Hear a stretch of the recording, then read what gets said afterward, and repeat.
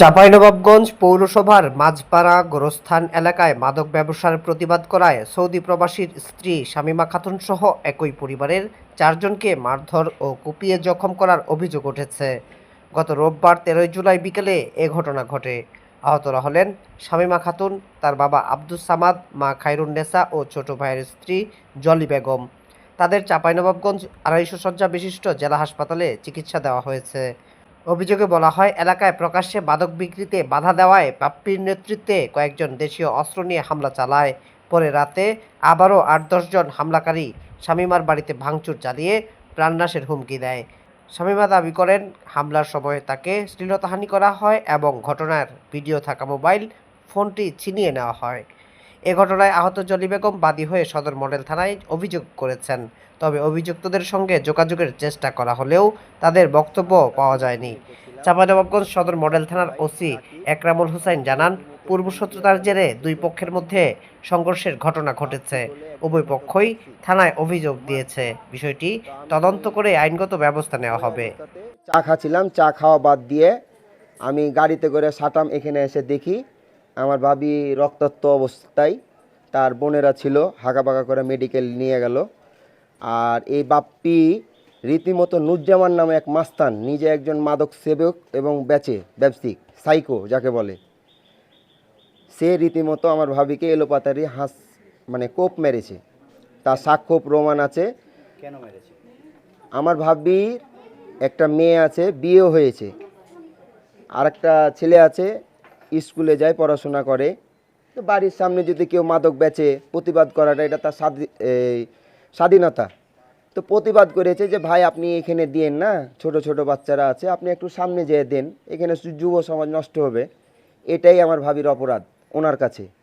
তার জন্য ওনার বাপ্পির ছোট বোন মিম, যাকে এক নামে সবাই চিনে, আপনি আশেপাশে 5 গ্রাম জেনে নেবেন। হ্যাঁ, ও আগে আমাদের রামকৃষ্ণপুরের গৃহবধূ ছিল, ওর সাথে ছাড়াছাড়ি হয়েছে, দিয়ে আবার আমার এক বন্ধু নাইম নামে তাকে বিয়ে করেছে। তার এরকম অনেক রিপোর্ট আছে, প্রমাণও আছে, আপনাকে আমি প্রমাণও দিতে পারবো। আর বাপ্পি ক্ষমতাটা হচ্ছে ওনার বাপ্পির বড় বোনের স্বামী নাকি সেনাবাহিনী, এখন রিটায়ার্ড প্রাপ্ত, তার ক্ষমতার অপব্যবহার করে। তো ক্ষমতার অপব্যবহার করা এটা তো ঠিক না, স্বাধীনতা সবারই আছে। তো আমার ভাবিকে মেরেছে, আমার ভাবির বিচার চাই। আমার স্বামী প্রবাসে থাকে, আমি কিছুই জানি না। আমার দুটো ছেলেকে নিয়ে আমি প্রাইভেটে যাচ্ছিলাম, দিয়ে প্রাইভেটে থেকে আসছি, তো আমার মায়ের বাসাতে খুবই মারছে, দরজার আগাদিকে খুব মারধর করছে। আমি ভিডিও করতে গেছি, তো মাইকটা হলো কীভাবে হয়েছে, মাদক ব্যবসা করছে এখানে, দিনরাত 24 ঘন্টা মেয়েকে নিয়ে মাদক ব্যবসা করে। মাদক আমরা ওর বাপ্পি, আর বাপ্পির বোন হচ্ছে কি যেন মিম, আর ওর আম্মার নাম হচ্ছে নাসিমা।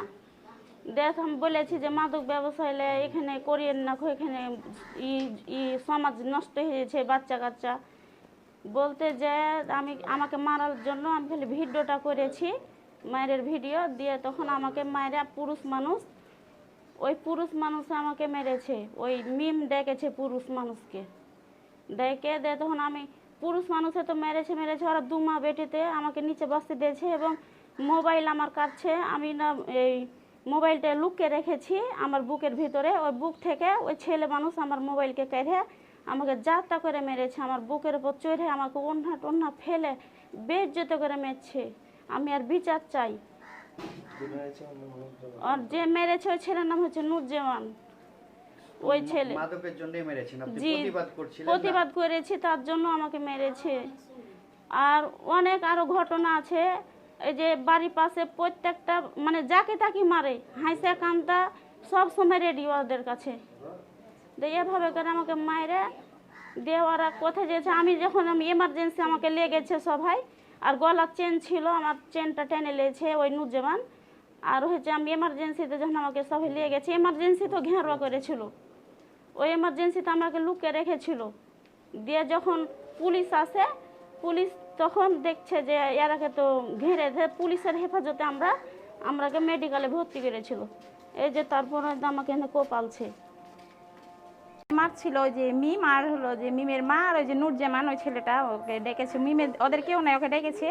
মানে ওর ভাইয়ের সাথে ব্যবসা করে, মাদক ব্যবসায়ী উনিও করে, তখন ডেকেছে। তো ওনাকে মানে আমার ননদকে এমনভাবে নির্যাতিতভাবে মারছে, মানে যে ভিডিও করে মোবাইলটা ভিতরে ভরে রেখেছিল, তো বুকের ভিতর থেকে মোবাইল কাটার চেষ্টা করছে নুরজামান। তো আমি দেখে আমি জানালা দিয়ে দেখছি, আমার জানালার সামনেই ঘর থেকে বের হয়ে তখনকে দেখছি যে ওকে অনেক নির্যাতন করছে, আর অন্যটা কায়রা হলো ওদিকে ছুঁড়ে ফেলে দিয়েছে।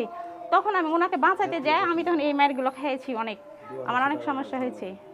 আমাকে ওই ছেলে বক্সেন মেরেছে, তারপর ওদের হাতে হাঁসা ছিল, তারপর লাঠি ছিল, লাদনা ছিল, অনেক কিছুই ছিল ওদের হাতে। আমার এই যে এ সাইডে অনেক মেরেছে, তারপরে চোখের এই জায়গাগুলোতে মেরেছে, মানে এ সাইডে আমার বেশি মেরেছে, এগুলোতে দেখানো যাচ্ছে না, কিন্তু চোখের এই জায়গাটা দেখানো যাচ্ছে, কিন্তু প্রচুর মেরেছে আমাকেও। মানে ওনাকে বাঁচাতে যে আমি মায়েরগুলো খেয়েছি। যে মাদকের ব্যবসা করছিল, তো আমার ননদ একটু প্রতিবাদ করেছিল যে এখানে ব্যবসাটা করিয়েন না, বাগানের দিকে যা করেন, এখানে বাচ্চা কাচ্চার পরিবেশ নষ্ট হচ্ছে। এই কারণেই হলো যে ওনাকে হলো, উনি তখন ভিডিও করছিল, সম্ভবত উনি হয়তো কাউকে মাদক দিচ্ছিল, আমার ননদ দেখেছে ভিডিও করছিল হয়তো, তখন ওনাকে তারা এসেছিল এভাবে মারছিল, তখন আমি ওনাকে বাঁচাতে যাই, আমি মার খেয়েছি।